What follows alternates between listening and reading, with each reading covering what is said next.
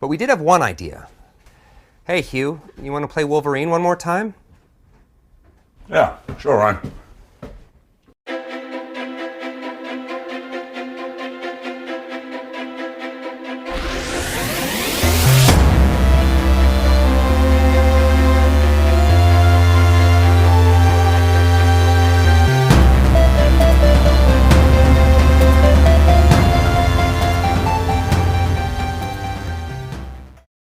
Welcome back to WD Magiccast for the week of September 25th, 2022. This is episode 196. WD Magiccast, the show about the mouse, the Marvels, the galaxy, and beyond. I'm your host, Matthew Gracon. In this week's show, Isaac and I talk about some of the news that has come out recently from Marvel and talk about some of the upcoming things that will be coming to Disney+. Also, I got a survey out here. Surveys are back. Woohoo! Surveys are back. Question was, 3 episodes in, what was your take on Star Wars Andor on Disney+?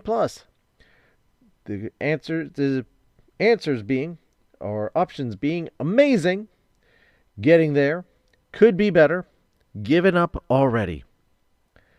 0% of you said giving up already. Thank goodness for that. Definitely give it a try. It's definitely worth it. 0% also said could be better. Nice to hear that. 20% said getting there. So we got 20% getting there, which means an outstanding 80% said it is amazing. That is great to hear. So thank you to all who voted. And we'll get you more surveys soon. Fortunately, that one was only on Twitter. I have been having trouble with Facebook to try and get the polls out on there. Let me try again and see what happens. But definitely look for it on Twitter, where we're at WD Magiccast. And, we'll be putting the surveys out there. Follow us on the Facebook also, because we may eventually be getting on there. So facebook.com/WD Magiccast. In the meantime, first of all, I would like to apologize this episode getting out so late. Personally, been having a lot going on. September and into October is a very crazy time for my life personally with the kids and everything. And you probably can't blame me. Kids come first. My podcast comes after that. So I'm fighting to get you guys an episode every week, and I do plan on keeping that up. Just be patient. This is why it's always important to subscribe, so that way we know when the new episodes come out. On a more somber note, I do want to go out and say my thoughts and prayers are in our hearts. All go out to the people of Puerto Rico and Florida and to the Carolinas, but the Florida and Puerto Rico who have lying wake of Hurricane Ian. It's sad. It is devastating.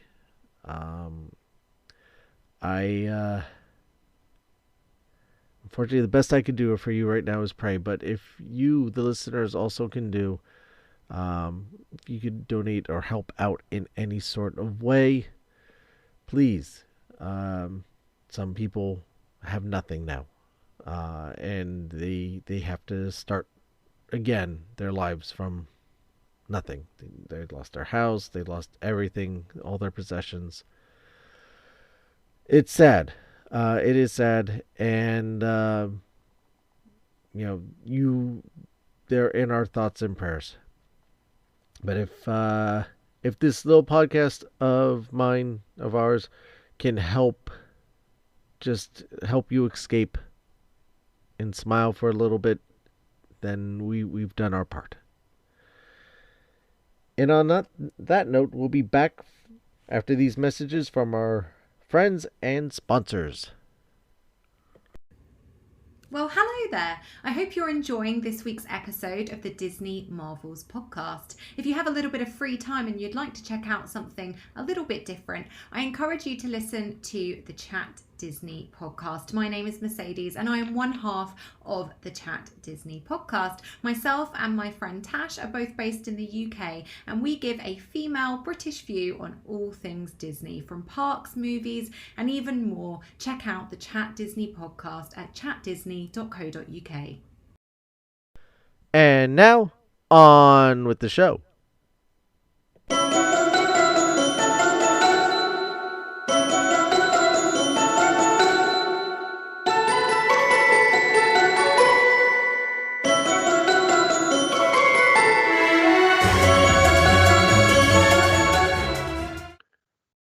Some say D23 was the ultimate expo for Marvel and Lucasfilm, but not so much for the parks. And others say the Comic-Cons between San Diego and New York Comic-Cons are the ones that really hit it out of the park. But not all news comes out of those events. A lot of times, the studios intentionally, or just a matter of timing, release stuff after the fact. Case in point, Marvel Studios has had a lot of news happen since D23 and ahead of New York Comic Con, which is a few days away. And here to discuss it, because I think some of this stuff needs to be talked about, is the man who has his pulse on the multiverse and may be best friends with the Watcher, Isaac. Welcome back, Isaac. How you doing? It's a pleasure to be back on this podcast, Matt, with these lovely listeners, man. Thank you for always having me on, man. I do appreciate that. Hey, it's always a pleasure. Always a pleasure. So yeah, as we were saying, and actually you brought a number of these things to my attention, even that Marvel's been busy recently. Yeah, no, yeah.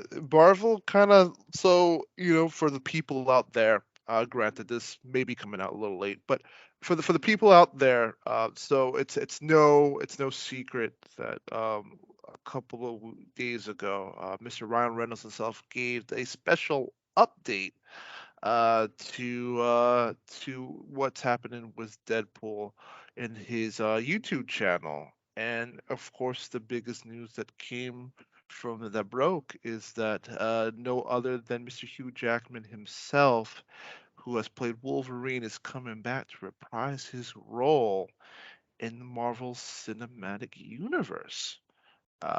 Which again, with everything that Hugh Jackman has said to himself, that he said that he wasn't going to come back to the character. So to kind of see him pop up in Ryan Reynolds' video, I think was a big shock, and as well, it's a major delight to every fanboy in the not only the MCU, but for people who are big fans of X-Men in general. I am not. I would say I'm completely surprised, but I'm not completely surprised. I knowing how much those roles meant to Hugh Jackman, I can't say I'm completely surprised that he did come back to it.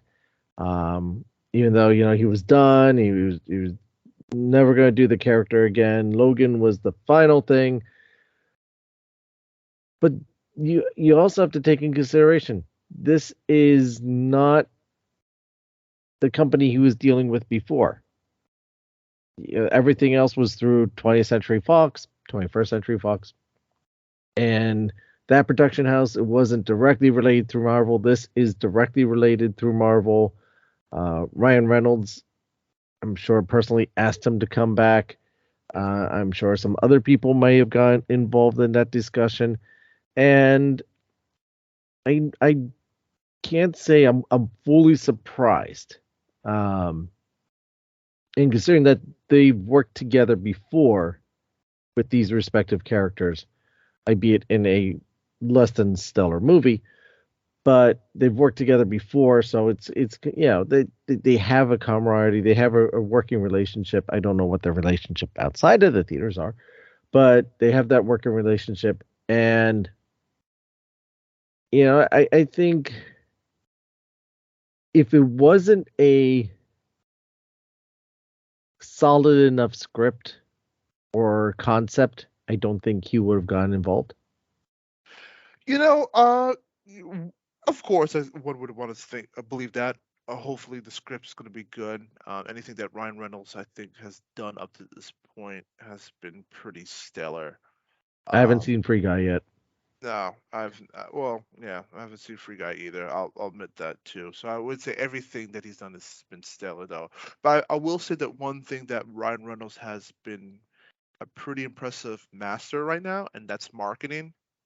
And Yes. the fact that Disney and Feige were smart enough to just kind of let Ryan Reynolds do Ryan Reynolds, even to the fact that they've given even Reynolds the permission to kind of release this kind of information on his YouTube channel, I think shows a lot of comfort and faith that all the stuff that he did when he was under the Fox umbrella is comfortably carrying over to Disney. And so it's good that they recognize, don't, if it's not broken, don't fix it. I might have messed that up, but that's saying. But yeah, I think it's just smart that you just kind of let Ryan Reynolds do his own thing. And again, like you said, Reynolds and Jackman have actually been pretty good friends offset. If you ever pay attention to the social media, they're joshing each other in every moment that they can on YouTube videos, on his channel, on social media. They're always constantly going at each other whenever they have whatever they have the chance. Uh, so yeah, in a weird point, it does make it's I guess not really surprising that Reynolds was able to convince Jackman to come back to reprise his character one more time. However, if you had the option to see the follow-up video that was Mm-hmm. released I and their have. I was about to bring that explanation, up.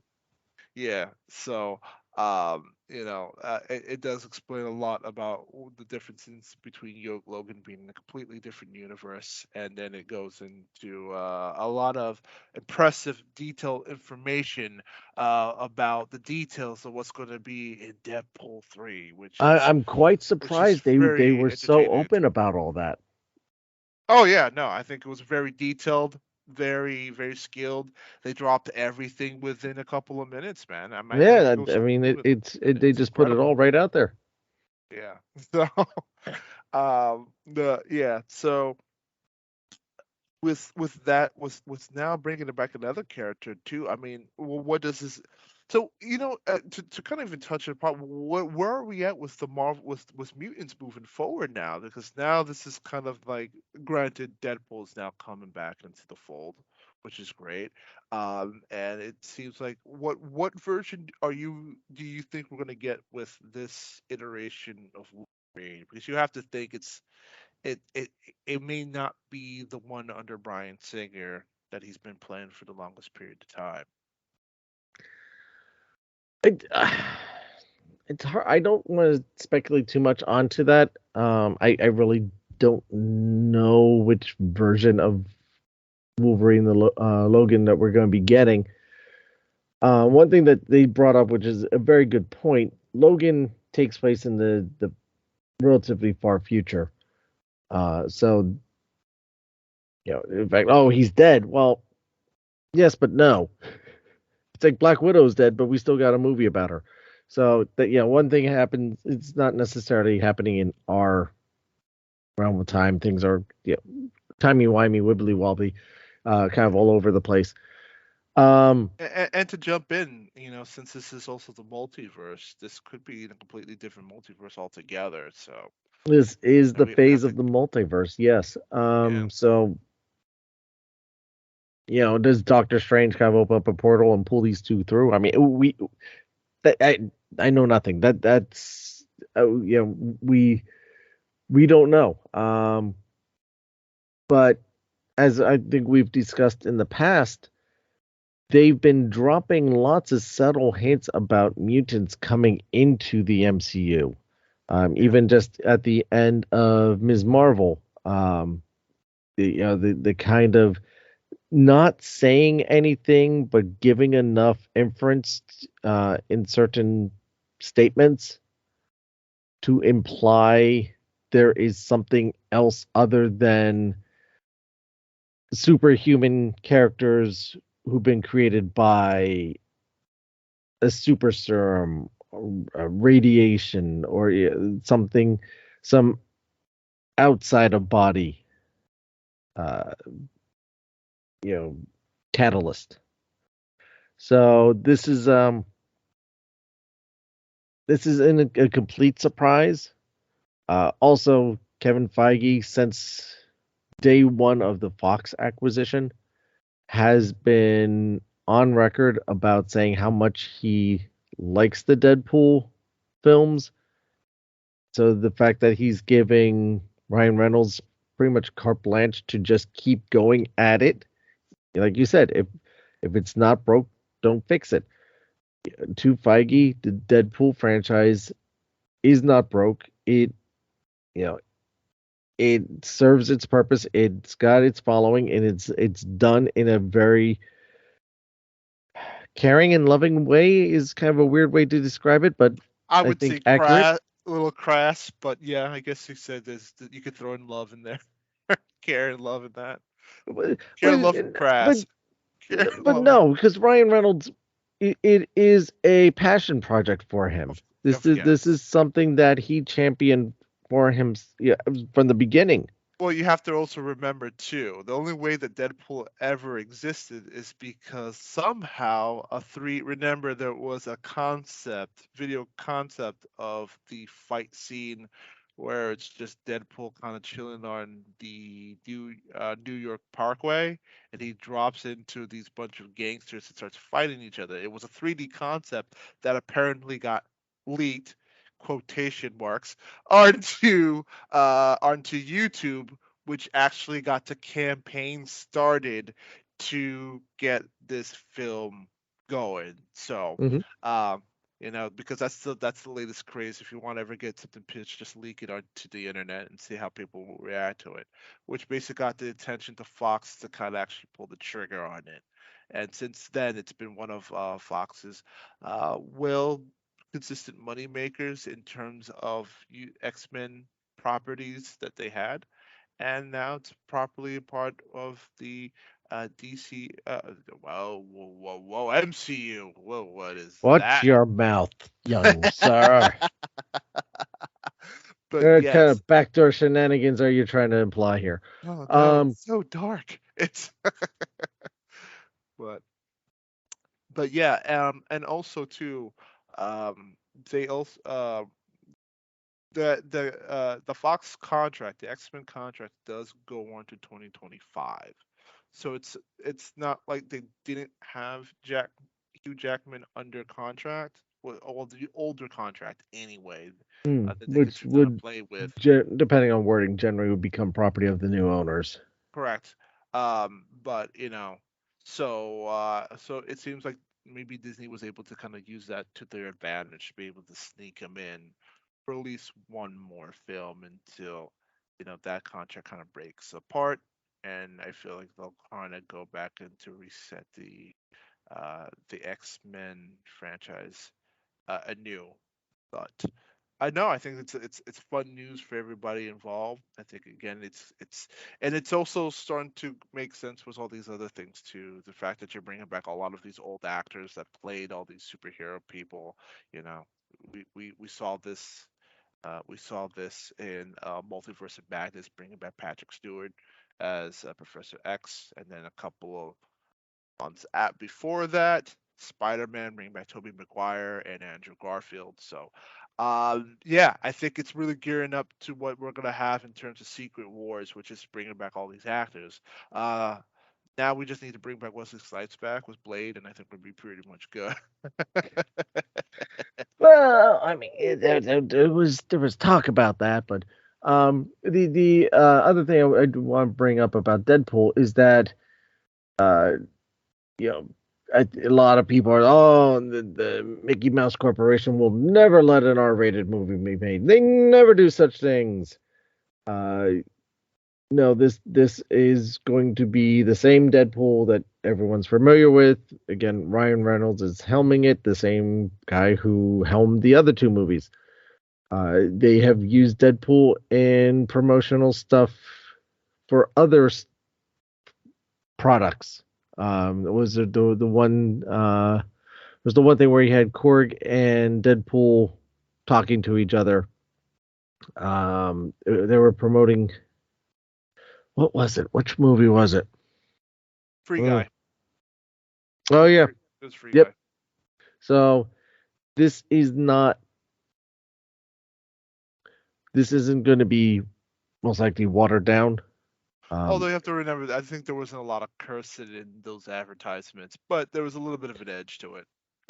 but I'm just saying this Yeah. is a embraced um, IP that they are, and Marvel's been slowly pushing that edge to stuff that is not as necessary family friendly. I mean, they run the gambit to stuff that's a lot more family friendly to stuff that is going to be a little less family friendly, or depending on demographics. Let's put it that way.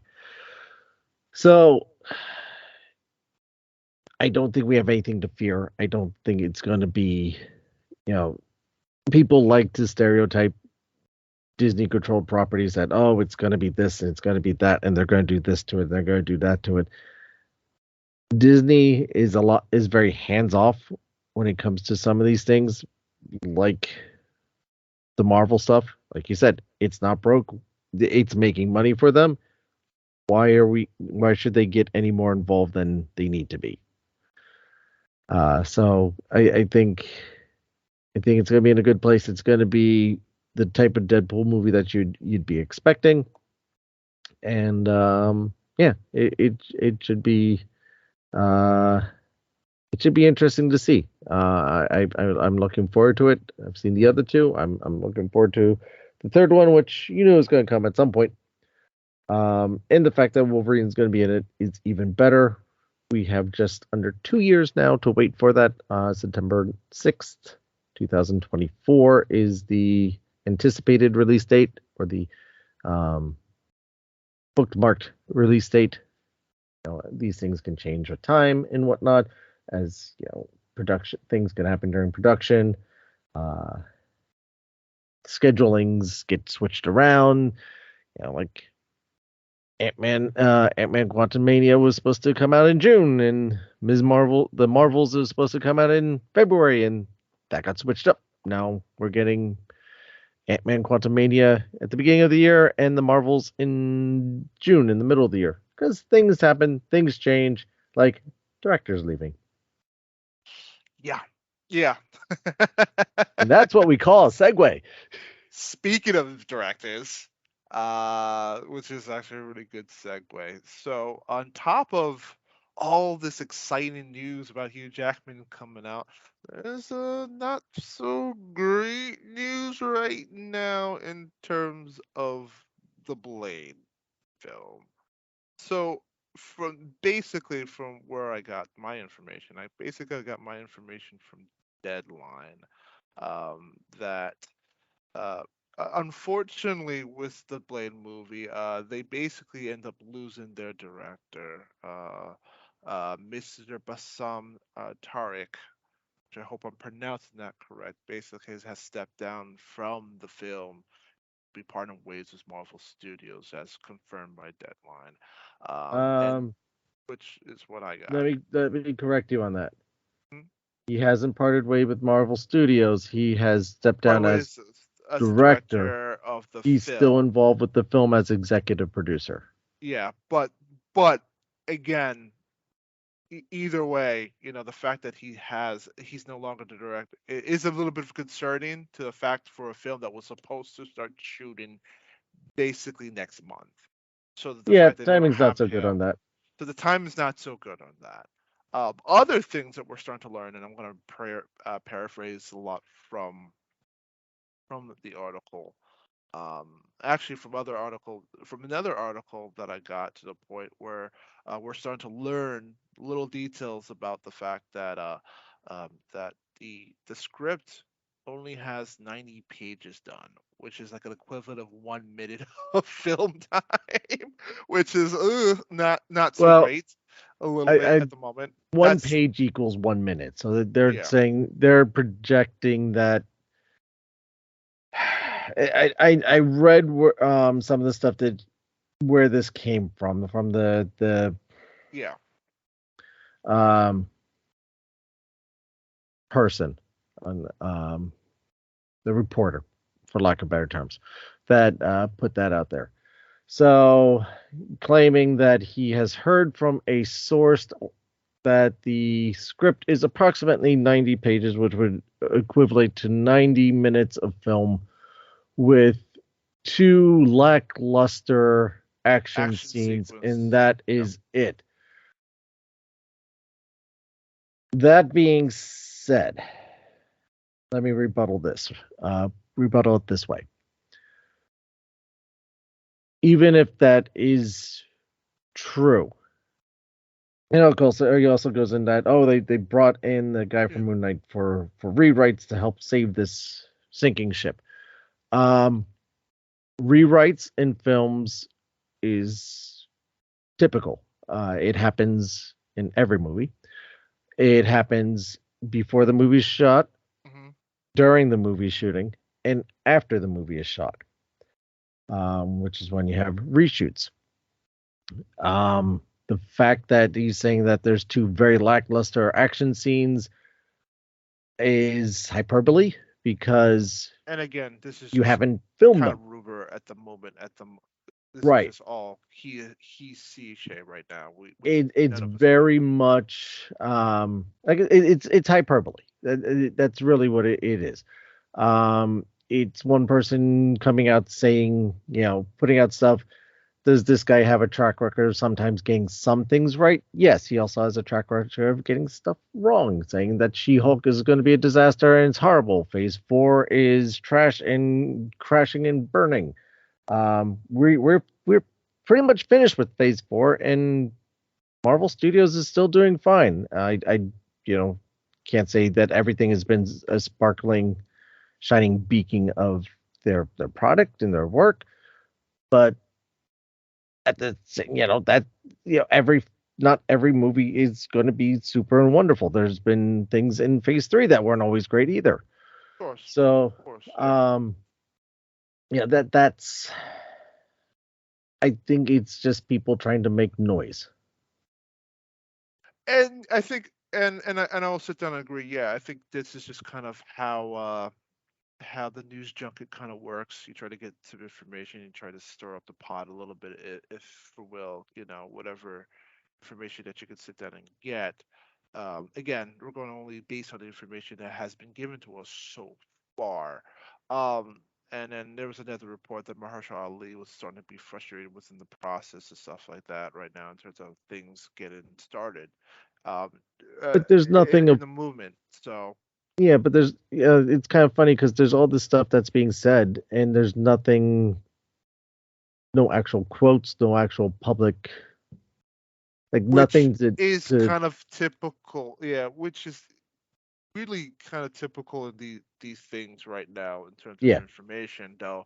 That also kind of being said, though, with kind of how Kevin, with with how things are running at the moment, again, with with things gotten pushed back. Uh, I think a little, like, again, I'm not worried about this project because I think eventually the project is going to finally, it's going to be worked.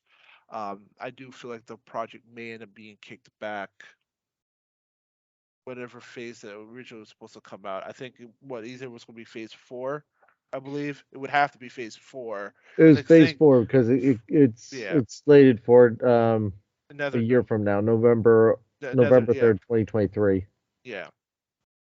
So uh, so with that, I'm not super concerned. However, this project was, I want to believe this was announced in 2020. The Blade project was announced in 2020, Yes. correct? So this Yes. has been 2 years of trying to get this off the ground. Well, Um, remember everything that's been happening in that time frame yes, too. with that time frame again. Yes, we have to make sure that that's also been bigger play, in fact, and had to kind of push production back with a lot of things right now, where you do feel like things are kind of getting pushed into the moment. Um, yeah, I mean, again, hearing all these news, it's uh, again, I'm not completely worried about the things that are happening right now, though. Although, again, and like you said, there are like scripts. Like you said, there's always rewrites even during production. That's also not a big deal.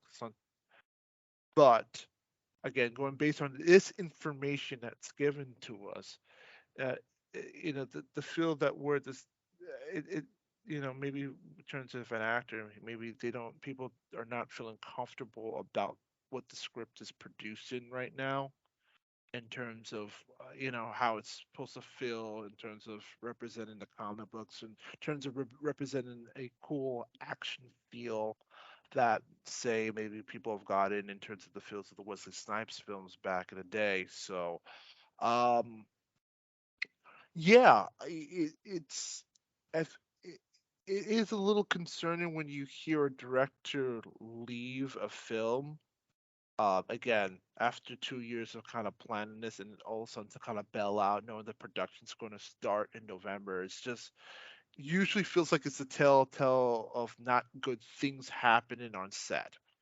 To Mm, when I start hearing directors, so like when directors start to bounce minutes before production, that's usually never good. Um, Again, that's not to say that the film's going to be bad or they can't find somebody, but that usually starts to seem like signs that the production on set is not where it should be. So, with all that being said, again, I'm sitting back. We'll just have to sit down and wait and see what other news that kind of really pops up on this situation till hopefully more things develop. Hopefully, when things kick off in November, things will we'll probably hear hopefully a better tale of what's happening right now. But again, this is what I'm going off of the information that's given. yeah, I mean, Yes. is it a good thing to have a director leave? You know, for whatever reason, because to be honest, there was no real definitive other than scheduling conflicts. Um, no, Quotation, scheduling conflicts in quotation. right. Um, but is it always a bad thing? I mean, it's happened on many occasions. Just on Disney alone, I could tell you that the movie Brave, they did that. That happened mid production of Brave. They switched out directors. That was studio done. Same with Zootopia. Ant-Man also had that happen where they switched out the director. The director for Fantastic Four was attached to another project, which is slipping my mind at the moment, that he was supposed to be working on. He was attached to, and it was going to be doing. It was working. It was happening, and all of a sudden, nope, he had to step away because 2 days later he was announced that he was directing Fantastic Four. Um, Jaws is another movie that they switched out to directors. Uh, Solo by the Star Wars movie. You know, some people may say that was a good thing. Some people may not, but I'll case throw in in point, one more. Yeah. it's it's a business. These things do happen. So is it disconcerting? Yes, but again, I'm not worried yet. I haven't been given anything to any super big red flags,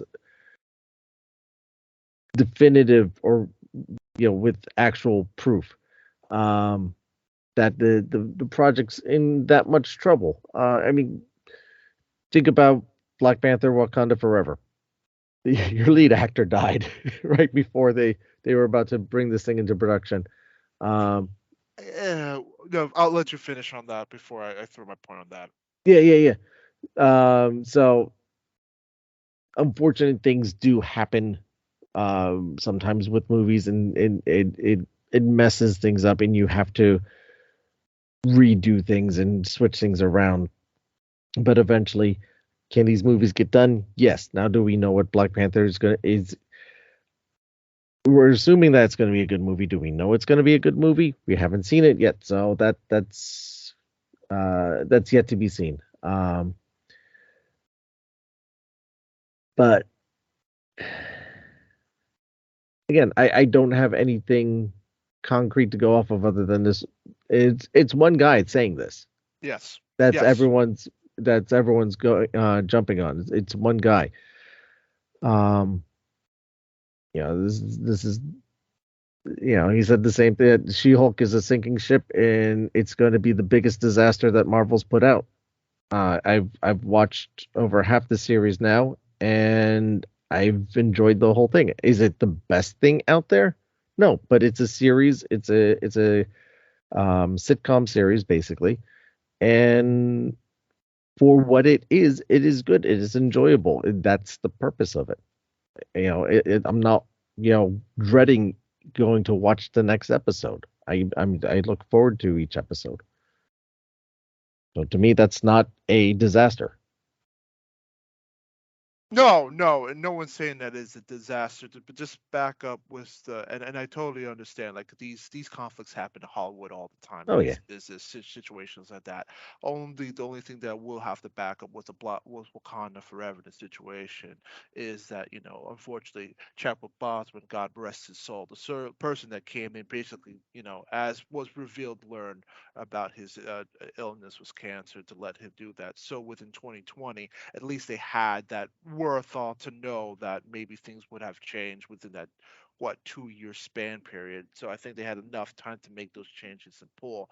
Again, this is the same time that Blade was also announced a couple of years ago around that same period. So one would have to believe that both of those things were happening coinciding each other in terms of writing, in terms of production, in terms of getting things together right now. So again, now that we are heading, that production is supposed to start in November, and right Hmm. now that we're starting to get these drops now within the 2-year planning between production and writing and make sure that everything happen. Again, like we said, this is just maybe coming from one word, but it's maybe again. I'm not to say that I'm concerned about it, but it is a little bit of a hint that if a director is pulling out so late into the production of things to start, and now that Disney has to go and try to find someone to cover it up, that is just, I'm not going to say maybe, I'll say maybe one red flag is being pulled up. I'm not going to go freaking out. If there's 3 more flags where it's like a Yeah. strikeout, then it's one situation. So yes, I think again, in terms of this whole different situation, say one kind of knew in the background. I think we all knew in the background, like Feige knew that what um, what Mr. Bosman was going to kind of let them all. I think everybody knew in the background what was going on, even though it was a sad, tragic moment, and to be able to lead into this versus where we are with the Blade film, though. But like you said, I'm not in the same war thought like everybody else right now. This is just one news of information that drops. Things may change up just a little bit. So yeah, we're gonna see what happens moving forward with this film. It's just kind of the first one to really drop in terms of phases and stuff like that. Yeah. Nothing So to really worry about yet. yeah, like I said, it's is it an unfortunate thing? Yes, but yeah, these things happen. Um, and movies move on. Exactly. Um, speaking of movies moving on, we have news about Armor Wars. Yes. Yeah. No. Totally. So what's really cool about what's happening. And so eventually, we all thought that Armor Wars was eventually going to be a series on Disney Plus, because again that's also kind of disappeared since what it was announced 2 years ago, right? In terms of production and stuff. So Yeah, this was announced in the 2020 exactly the yeah same thing. big series dump 21 20 whatever that was During that like investors call. 2019 2020 but anyway, yeah, when they did this Yeah. big dump of, oh, we're getting this and this and this and this and this and this and this and this and this um and then, like I said, life unfortunately happened where a lot of things couldn't happen. So things got shifted around, pushed back, moved, reshuffled. So yeah. Anyway, so yeah. It was supposed to be, and I used the word supposed to be, a Disney Plus series, and now it's going to be a Isaac. Take it away. Ladies and gentlemen, Armor Wars is actually going to be a feature film, which is going to be pretty interesting. Again, this is going to be reprised by Don Cheadle. He's going to come back to reprise his role as Mr. Rhodes, which Mr. Colonel James Rhodes, which aka War Machine.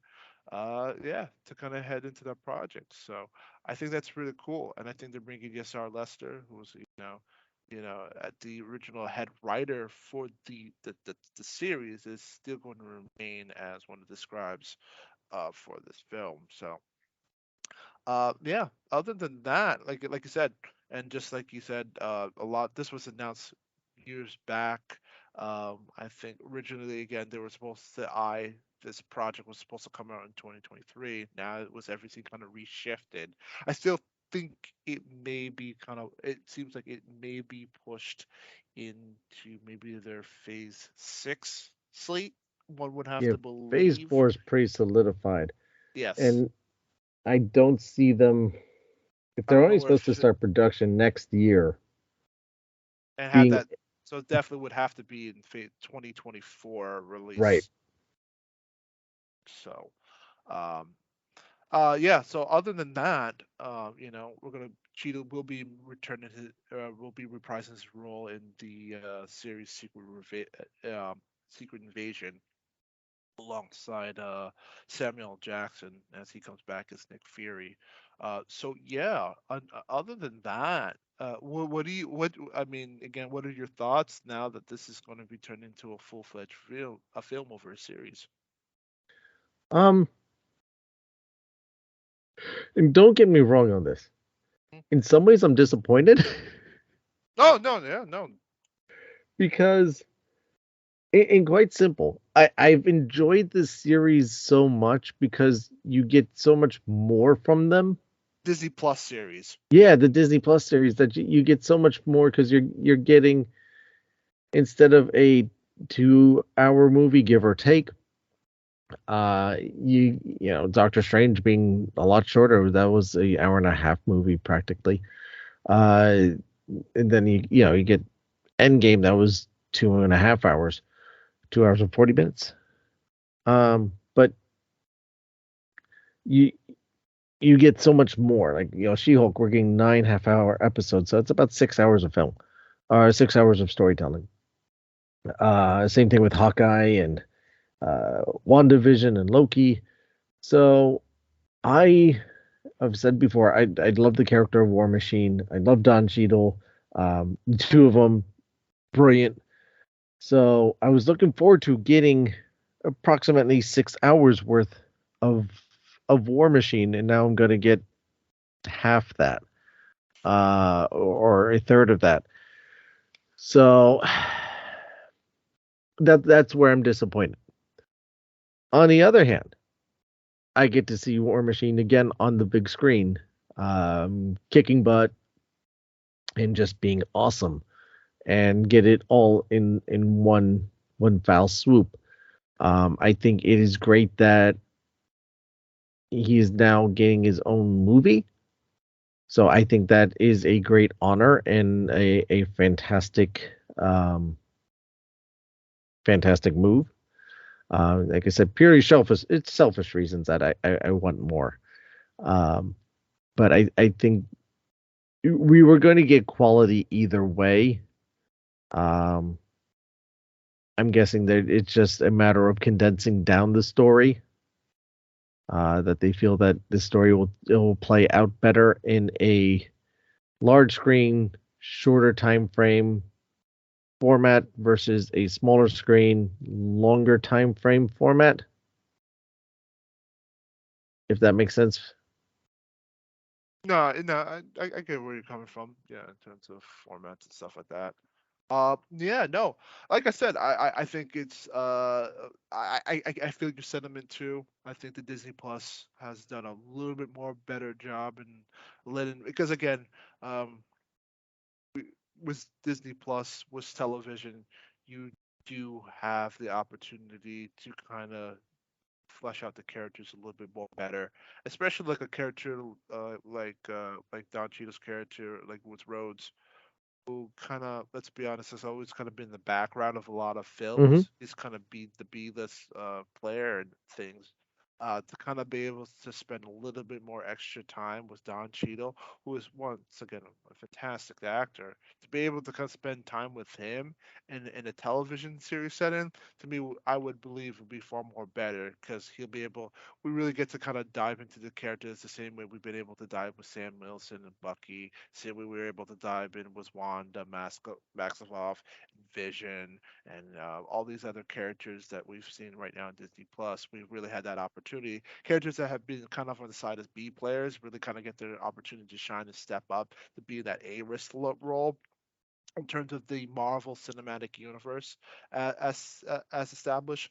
So yeah, uh, again, not able to have, like you said, not be able to have that time to kind of develop all these characters, have his character more fleshed out, his backstory, the reason why he does things is a little bit of a miss. On the same token, like you said, he's him being given like the special treatment as being the headliner in his own film in the MCU is also kind of big and exciting. That basically means that they're kind of giving respect to John Cheadle as an actor, and even giving even bigger respect to the character as a role. Yeah, I think it's sad in one way, but it's great in another.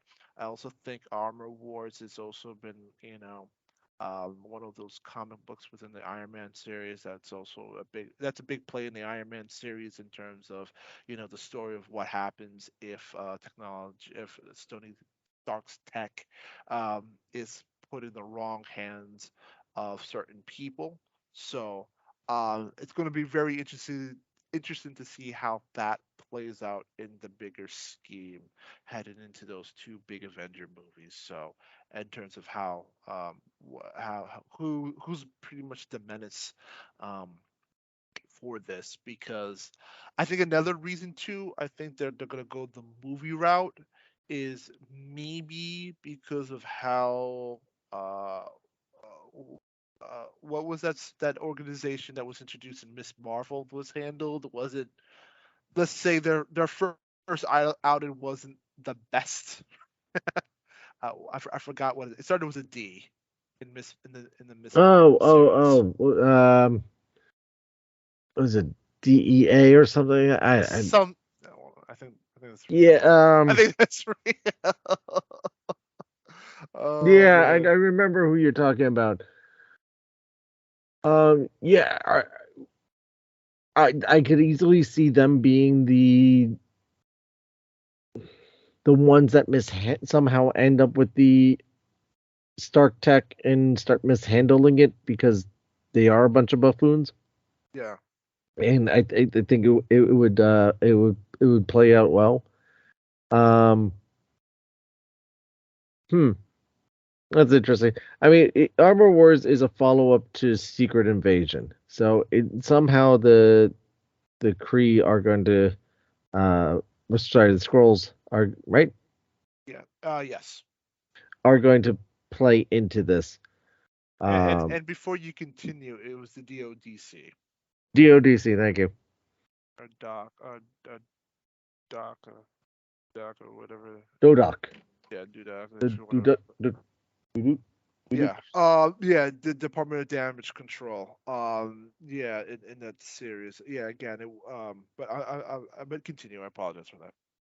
no, no, no, you were Yeah. I was just gonna say, it kind of plays out that somehow that's gonna play out.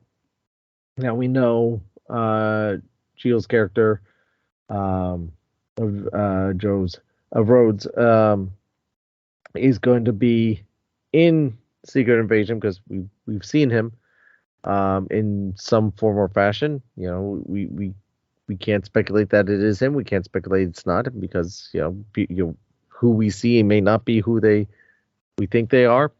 It's the whole premise of Secret Invasion. So that character is going to be in it. And so at what point is the stepping off point obviously there's going to be a time gap because that's going to end and it's going to be at least a year till we see Armor Wars, which in that point we're going to have the Marvels, we're going to have potentially Blade, and then we kind of go from there. Daredevil's going to show up at some point. But I think Daredevil's 24, yeah. isn't it? Yeah. Yeah. I think it's slated for 23. I'm pretty sure it's slated for 23. I have this up, and I believe, Oh no, no, you're right. It's 24. It's slated for 2024. So, but you have to believe that they're gonna start production really, really soon on that. So, um, since it's already penciled in, but Yeah. yeah, but But again, everything's fluid. no, I agree. Um, no, but other than that, like I think in terms of where they're putting it with and again the the way that they introduced the department of they introduced that team, which because again in the comic books that was a real big deal in terms of them taking over the Stark Tech Mm-hmm. and really going ham in the comic books. So just the way that the Department of Damage Control was handled in Miss Marvel kind of made them look like a joke. I mean, listen, they got ousted by high schoolers. So I mean I don't know how much of a threat you could. After that, I don't know if you really want to go and use them again, unless they're going to pull some kind of like, well, that wasn't the real Department of Control, it's Well, our I horrible subsection of it, or maybe after how they were handled in Miss Marvel, I think the writer's going to pull back on it and say, okay, they'll probably give you maybe a goofy explanation where it's like, well, somebody else is going to come into the fold to change everything up, and now it may become the more dangerous, more serious organization that comes into play. So again, I think there's a lot of options that could be thrown in there, but I'm just saying the Department of the Damage Control, this was not their best outing if you're introducing them into the MCU. true. But um, well, there's you know, two possibilities there, and go with me on this. Um, if we're doing Department of Damage Control, they can quite simply, and this is kind of how they wrote it for Ms. Marvel, is that it was that one rogue agent who doesn't necessarily define on who Department of Damage Control is, because we've seen them before. There's the same agent that was Exactly. in Far From Home, but we've seen them before. So it's a larger organization. That was again that one goofy person. The rest of them are just a lot more hardcore and more troublesome. That's one option. The other one I was just thinking of,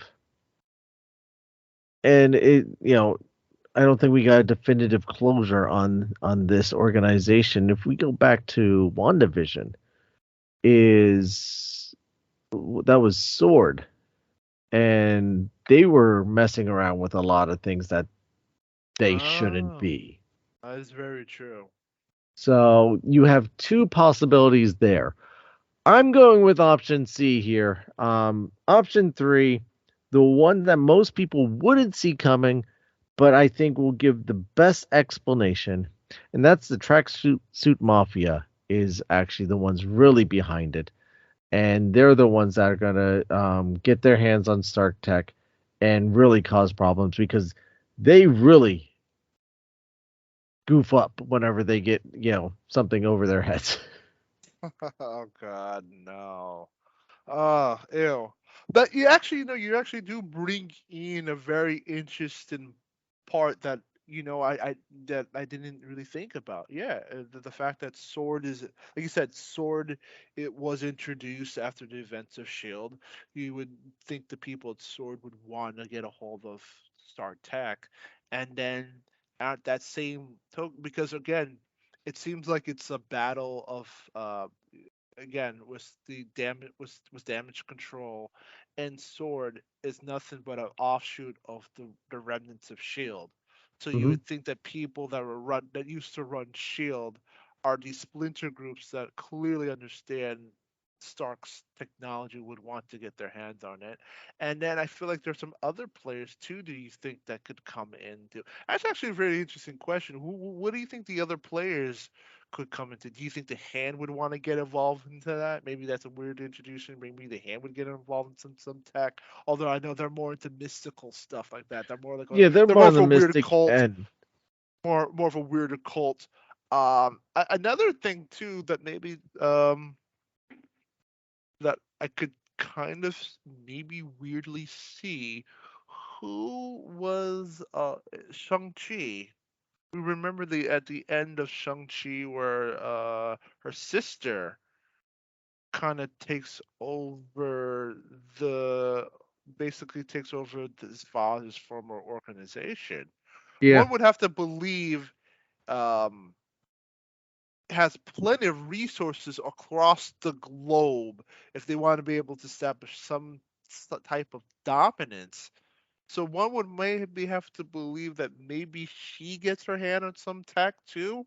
If you want to be able to establish yourself as a bit player in the world in terms of crime and organization, maybe she comes into play, which could also be the catalyst to the sequel, where Shang-Chi might have to talk to her, encounter her sister on that. So I think there are little way things that you can play in where Don Cheadle would have to basically has to be the dude that has to round up all this technology for the sake of his friend. I'm just throwing out ideas. I think there's a lot of interesting things that you could kind of tie in that still kind of fit within the universe. Um.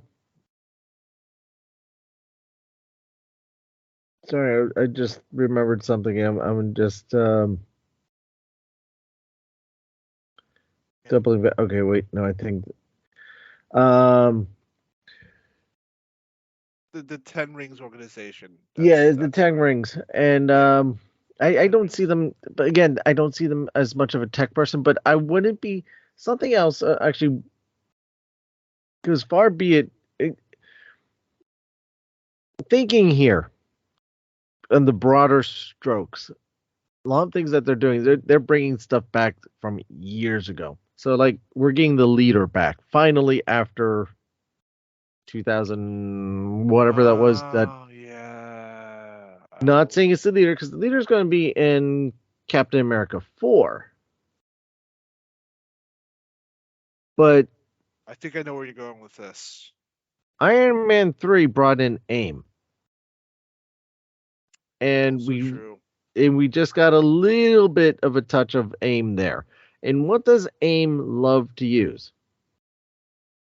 They love to use tech, Technology. technology, which is very big, especially when they're playing genetics and stuff like Mm-hmm.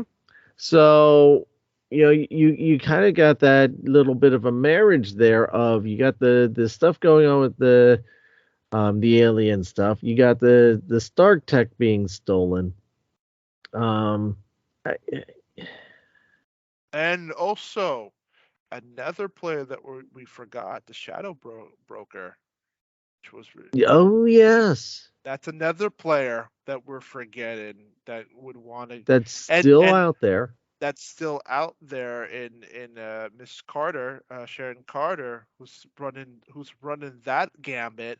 And remember, she was able to get her hands on the formula, the super serum formula. So she'll be a you would one would have to think if she was able to get her hands on that, she would totally be able to figure out the resources to get her hands on Tony Stark tech. Which to me, I feel like getting your hands on the soldier form is a lot more higher on the list than It's a Tony lot Stark more tech. difficult, yeah. So yeah, there's a lot of There's a lot of potential players. options here. Yeah. Yeah, there's a lot of players that wow, yeah, Rhodes is going to have a lot of work tracking all these organizations down.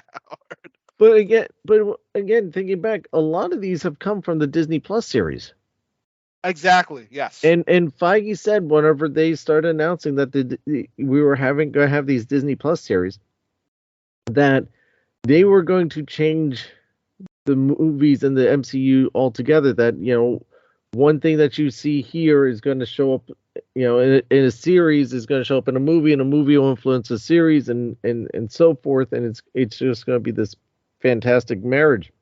And we're now starting to see that a little more and more and more. Initially not so much, but now that things are really starting to get rolling with the series, uh, the sky's the limit. Yeah. And again, in Feige, Ooh, we trust that. That's been my motto, and I'm sticking to it. Yeah.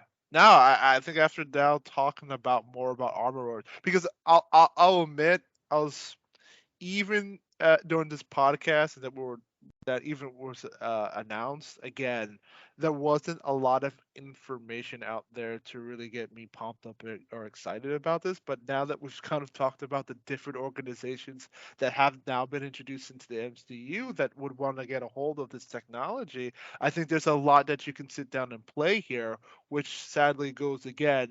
This would have been much better as a television show than it being a movie now. Because I'm not arguing that.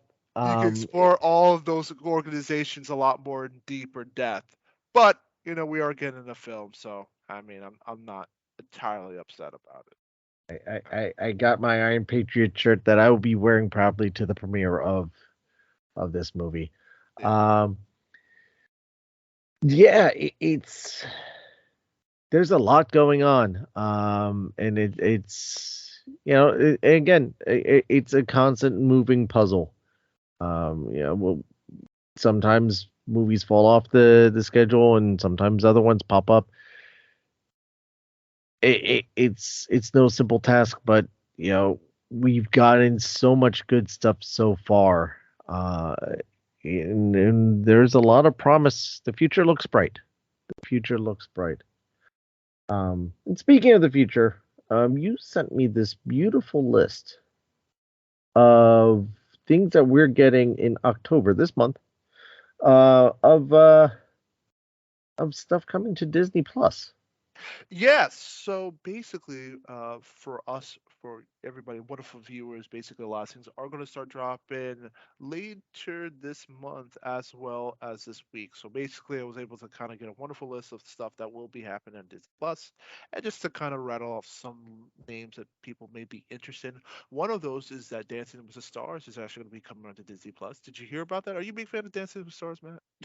I haven't watched it as much recently, um, but I know they're doing. I think their next one is going to be, which is this week's, Bond themed. So Oh, okay. I Spicy. yeah, I'm a James Bond person. I know it's not Disney, but hey, I can like things that aren't Disney. Right. Nanu Nanu. So I like James Bond stuff. So yeah, you got the James Bond one. I may tune into that. Awesome. Um, but yeah, I think it's interesting that they pushed Dancing with the Stars to Disney Plus. Yeah. Um, but I think it's also kind of, in some ways, I think it's a almost foreshadowing or a sign of things to come as far as what we know of terrestrial TV.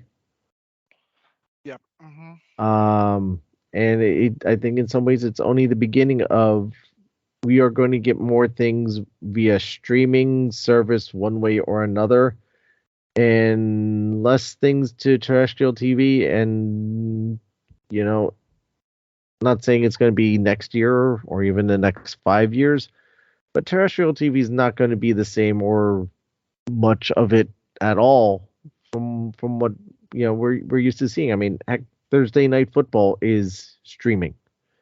To watch Thursday night football, you stream it on Amazon Prime. Gotcha. Um, a Not the best lot product. a lot of, at least here in the United States, to watch Premier League soccer, you have to stream it on Peacock. Um, Disney's getting, Dancing with the Stars now. You stream it through Disney Plus. So I think that's kind of the direction that media companies are heading in. And so yeah, I'm not surprised that Dancing ended up there. It was a big juggernaut for ABC, and kind of okay. Let's shift our weight to Disney Plus, and we do that with one of our biggest benchmarks. No, it does make sense. I think you're gonna get more of a hybrid model, like you said. I could see that happen. You'll have a hybrid model for maybe the next couple of years until you make the full transition over to streaming, if that is the next step of things. And it's starting right now, like you say. You're starting right now. You're starting to see a lot of this hybrid models between not only can you watch this on cable, but you can also watch this on a streaming service, and sometimes now live. You don't really even have to wait until the next following day. Sometimes they're doing it live right on the spot. So Yeah. yeah, no, it's a real thing that's happening right now. Other things are also be dropping out. We're also going to have another episode for Andor for Star Wars. Mighty Ducks: The Game Changers episode 2 will be dropping around October 5th. New show, not probably new show, a Shipwreck Hunters Australia, The Simpsons season 33 will kick off too That's really, really insane. soon. That's insane. Yeah, man. That show keeps on going forever. Spidey and his amazing friends season 2 will have a 4 episode run around that same time. Puppy Dog Pals for the kids out there. World of Flavor was Big Bo Carson season 1 will also drop. Old school episodes of Zorro seasons 1 and 2. She-Hulk Attorney at Law will continue. It was episode 8, and then the premiere of Marvel's Werewolf by Night, dropping at the end of that. What 7/10. So, Seven. yep. So with everything that was kind of mentioned for this week in October, I know that you mentioned it was Dancing with the Stars. What other shows are you happy to watch on Disney Plus? Obviously Andor. That's been spectacular. So looking forward to that. Keep going. And I mentioned She-Hulk, how much I enjoying that. I'm upset that we're getting near the end of that run, but yeah, we got She-Hulk, Werewolf by Night. That really has me intrigued. And some of the early words that I've been hearing from that is that it walks that fine line between somewhat satire and horror. So you kind of get both ends of it. Um, but the thing that actually I was unaware of until you sent me this, and I'm actually really stoked about, as bizarre as this may sound, is Zorro. Um, yeah, I am a big time classic Disney nut. So I like seeing that stuff being pulled out of the vault and made available to people. Yeah, Davy Crockett, Zorro, um, Edgar Baca, Swamp Fox, all those type of things. So, some great, just old school series that, again, those are the type of things that you could easily sit down with the family and watch and enjoy. The kids may not find it as action packed and exciting. But Zorro, I mean, he runs around with his foil and leaving his mark on people. It's it's nice to see that it's been given a second life. This is stuff that hasn't been readily available in a long, long time. You used to be able to catch it years ago, years, decades, actually.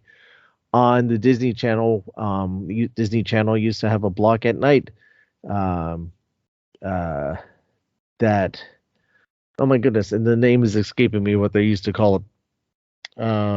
Vault Disney. So play on Walt Disney and Vault Disney, um, where you would get a lot of these old um, shows. Uh, the opening, they run the special for the opening of Epcot with Danny Kaye and Drew Barrymore walking around this brand new park. So from 81 or 82. You'd had, like I said, Swamp Fox, Zorro, a lot of the old shorts, animated shorts, a lot of older stuff that they would play during this block, which was started like 11 o'clock at night and ran till 7 o'clock in the morning. And they faded that out. So, and since that time, you really hadn't seen that type of things. You also had the tin collections, the DVD collections, but again, that was 20 years ago now that those things came out. Which I got a number of them. I mean, like I have the complete works of Davy Crockett. I have, I think, all the Mickey Mouse ones, Pluto, the Goofy one. So I have a lot of those. But thinking back that it's been that long since those things came out, people don't have access to this stuff anymore. If you try to buy those DVDs now, you're paying hundreds, if not thousands of dollars for them. Yeah. Which is insane, but also goes to speak to how in demand some of this stuff is. So bringing back Zorro, putting it on Disney Plus,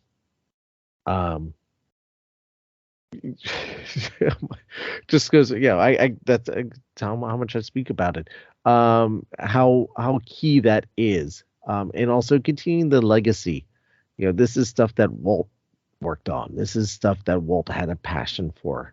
um this is something that he touched, and so we're not forgetting about it, and we're honoring his memory and his legacy and his works by keeping this stuff around. The new stuff is great, and obviously, it's going to keep going and whatnot. But in the 100-year span of that this company has almost been around, let's not also forget about what it has produced and some of the keystone pieces, and Zorro was a keystone piece. Hey, well said, man. Totally well said. And Couldn't follow that one up. no, well said. No, and again, I think it's just a reason why you have a Disney Plus to be able to show all these classics and stuff like that. No, I think that it's great that they're able to bring out all these older classics now, and you can bring it into a digital format to be able to, like you said, to be able to share with your family and friends, and be able to support the older aspects of the Disney library. I mean, this is the reason why you get into you our streaming service. No, no, perfectly well said. I don't think I can follow that up. I mean, and That's Iger himself said no. when they launched Disney Plus is that you will have access to the vault. and meaning these old shows. Now, initially, he said you would have access immediately at the beginning and constantly have it. That hasn't necessarily happened, but the fact that they do keep going back to the vault, bringing these things out onto the streaming service, and giving you access for whatever time period they deem worthy, um, is a testament to keeping these memories in these pieces around and alive, and reminding people of or just people that did see it back in the day. Um, may not be their target audience, but they're not leaving them out either. Couldn't say any more better, man. All right, beautiful. So yeah, that pretty much it is for what's Disney Plus, man. Is there anything else, man, that you want to say to Well, wrap up this wonderful podcast? yeah, I mean that's what I'm looking forward to. Is there anything on that list that that you're looking forward to? Werewolves. Yes, Werewolves by Night. Yeah, I'm looking forward to that. That's starting to drop next week. I'm actually kind of really interested to see the art direction. And I think right now, even Marvel did release a sneak peek into how that's going to be produced. I am very interested in a different art style and take they're going to go with that old school kind of in the realm of Azaro and how that is shot with the older grainy Classic monster series. monster series. So yeah, to me, yeah, I'm looking forward to see how that works. Um, I It wouldn't bother me if it's not tied into the MCU. If it's just completely like a fun, interesting one-off, I would honestly be more okay with that if it were. But if it's tied into the whole zeitgeist of the MCU, that's great. If it's a one-shot, that's also fine. I'm just kind of serious to see what this one-shot episode is. And yeah, that's pretty much it. Yeah, and the same. I'm fine if it's a standalone and it's all that it is, that and we never hear of anything else from it again. I'm good with that. Every October I'll be looking forward to watching it, as long as I enjoy it, and I'm going to hedge my bets that I will. Um, if it somehow eventually becomes connected, because why not? Then sure, whatever. I'll go with it there. But either way, I'm looking forward to it too. I like the black and white. To me, I think when I think horror films or monster films, I immediately go to the black and white. Not that there's anything wrong with color, but there's just something that adds a little something to it being in black and white. Well said. Yeah, good agree around. Pumped with it. Looking forward to it. So, and on that bombshell, Isaac, thank you for joining us yet again, and bringing us such wealth of knowledge and things to look forward to, and keeping us abreast of everything that's happening out there, at least on the Marvel end. Oh no, man, definitely, man. That's what I'm here for. Finding some information and stuff for you guys. We appreciate it. And we'll be talking soon.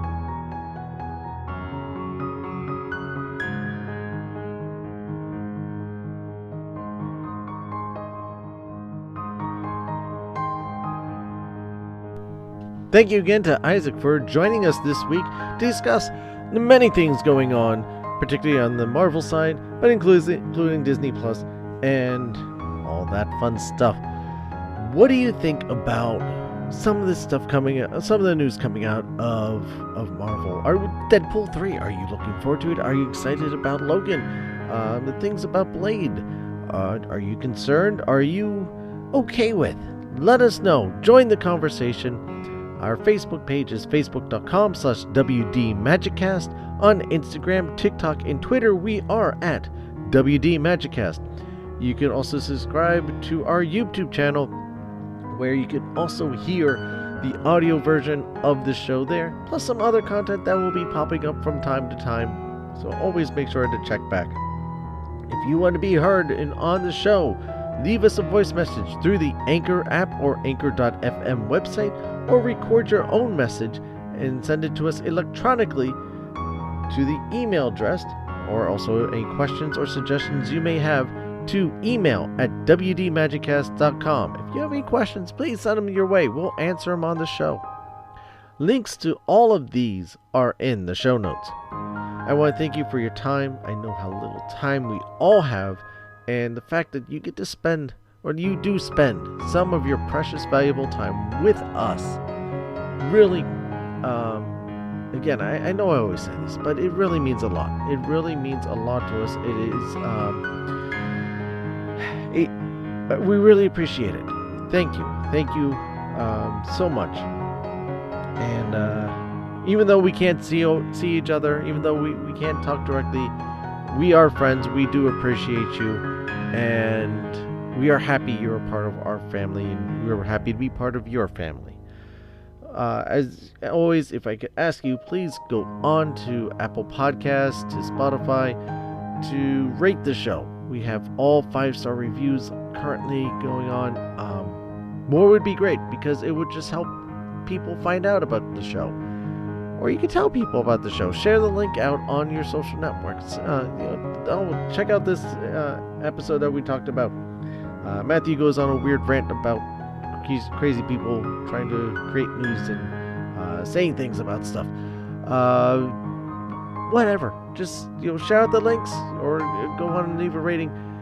Help spread the word. Because Walt believed in a big Disney family, and so do I.